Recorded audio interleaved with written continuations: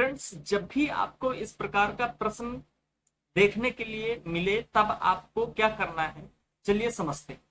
Question है आपका, एक समांतर चतुर्भुज एबीसीडी जिसके निर्देशांक -2, 3, 8 और 6, 5 हो तो बिंदु डी के निर्देशांक ज्ञात कीजिए। ठीक है, सिंपल सा क्वेश्चन है, अच्छा सा फंडा है। सबसे पहले हम इसका फंडामेंटल तरीका मेथड समझेंगे, देन हम ट्रिक पर आएंगे। तो फंडामेंटल तरीका क्या है, आइए समझते हैं। कोऑर्डिनेट्स आपको तीन शीर्ष के तीन वर्टेक्स जो आपको दे रखे हैं पैरेललोग्राम के समांतर चतुर्भुज के, तो उसके शीर्ष के निर्देशांक हैं -2, 3, 8 और 6, 5। ये चौथा जो निर्देशांक है बिंदु डी का, इसको हमें निकालना है। तो हम सबसे पहले मान लेते हैं डी के जो कोऑर्डिनेट्स हैं वो x, y।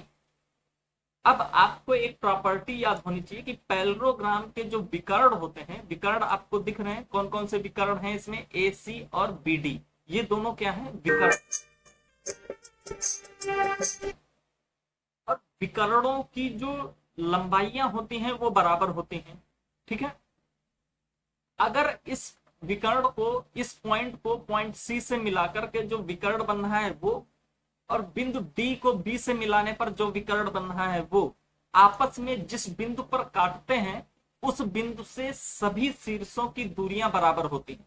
ये आपको प्रॉपर्टीज ध्यान रखनी है। तो इस हिसाब से जो ओडी है ये ओबी के बराबर होगा और ओसी ओए के बराबर होगा। तो इस स्थिति से हमको ये पता चल गया कि जो पॉइंट ए ओ है ये विकर्णों का मध्य बिंदु, बात समझ में आ रही है, जहां पर विकर्ण कट कर रहे हैं वो उसका मध्य बिंदु है। तो अब हमको सबसे पहले मध्य बिंदु के कोऑर्डिनेट निकालने पड़ेंगे। तो मध्य बिंदु के कोऑर्डिनेट से और जो शीर्ष का कोऑर्डिनेट है उसके बीच की दूरी इससे बराबर होगी। मैंने आपको पिछले वीडियोस में दिखाया है कि दो बिंदुओं के बीच की दूरी कैसे ज्ञात करते हैं, दो बिंदुओं का मध्य बिंदु भी पता है कैसे ज्ञात करते हैं।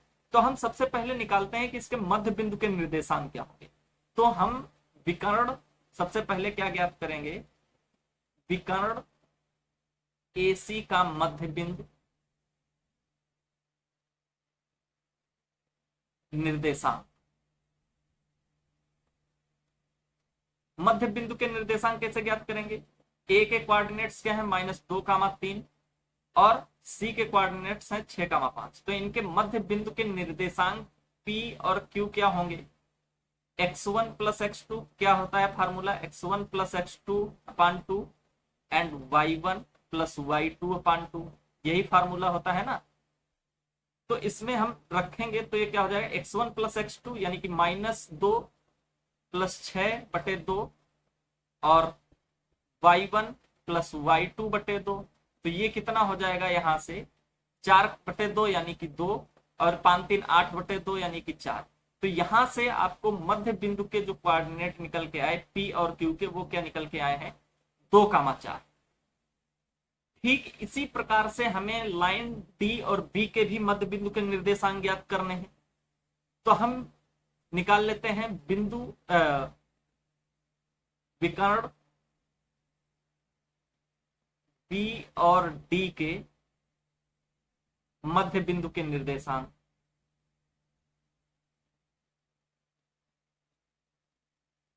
तो बी और डी, बी पॉइंट क्या है आपका 3, 8 और डी पॉइंट आपको पता नहीं है तो हमने मान लिया x, y। अब इन दोनों बिंदुओं के मध्य बिंदु के निर्देशांक भी क्या है, p और q है। तो p q इनका भी निकाल लीजिएगा।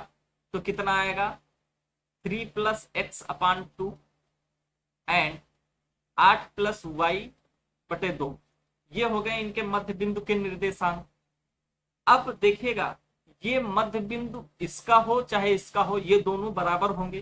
तो जब ये दोनों मध्य बिंदु बराबर होंगे तो हमको क्या करना है, ये पी क्यू के कोऑर्डिनेट और ये पी क्यू के कोऑर्डिनेट आपस में बराबर करके हम एक्स और वाई के कोऑर्डिनेट्स निकाल सकते।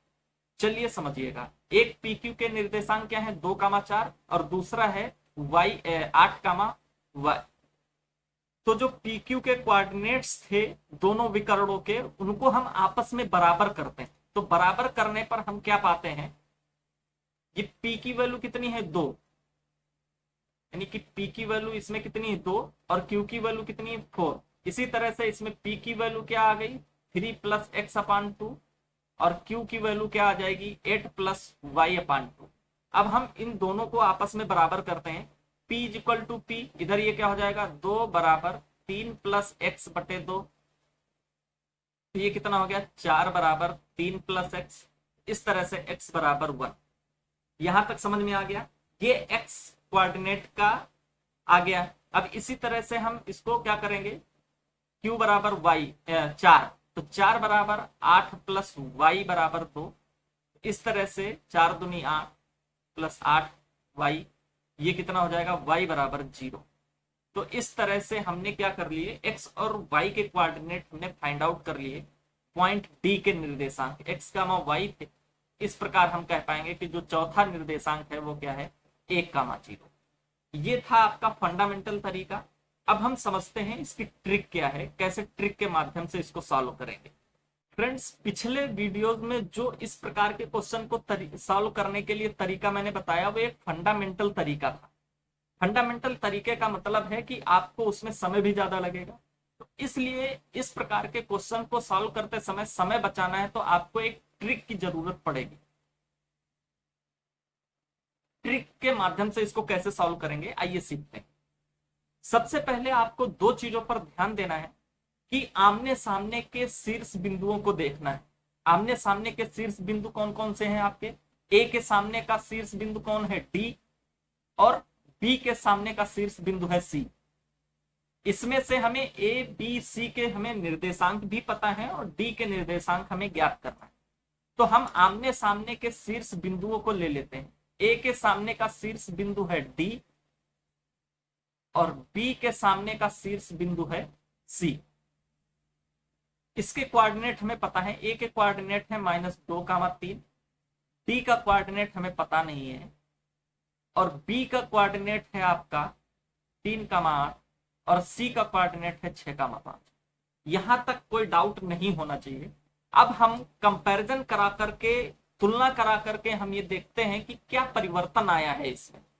अगर आप देखेंगे कि पॉइंट बी और सी में जो x का कोऑर्डिनेट है उसकी वैल्यू 3 से बढ़कर के 6 हो गई, यानी कि x के कोऑर्डिनेट में पहले 3 था, अब उसमें 3 बढ़ा करके जोड़ दिया गया तो अगली जो पॉइंट से उसमें 6 हो गया।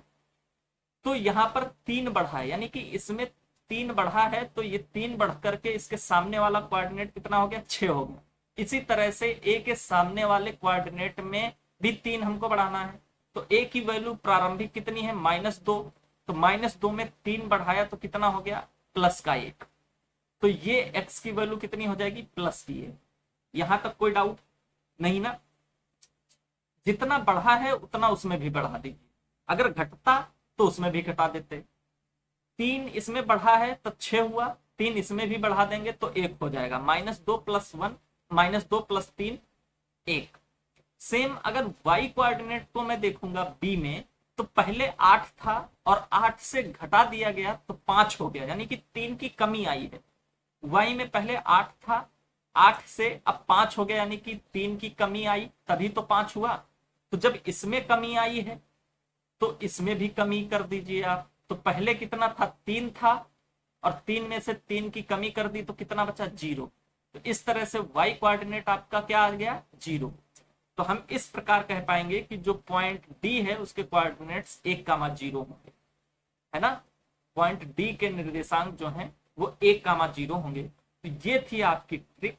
अगर आपको अच्छा लगा है, पसंद आया तो प्लीज लाइक करें, सब्सक्राइब करें, शेयर करें। Thank you. मिलते हैं नए वीडियो में एक नए कॉन्सेप्ट के साथ।